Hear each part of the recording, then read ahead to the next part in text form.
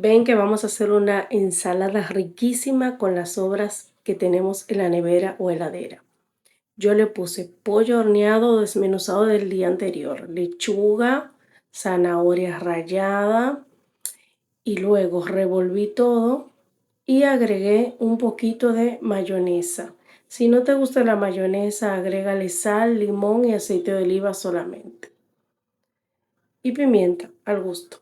Bueno, luego de esto decidí ponerle un toque de queso, este quesito que tenía acá de cabra, puede ser de cabra, de oveja o del queso que te guste.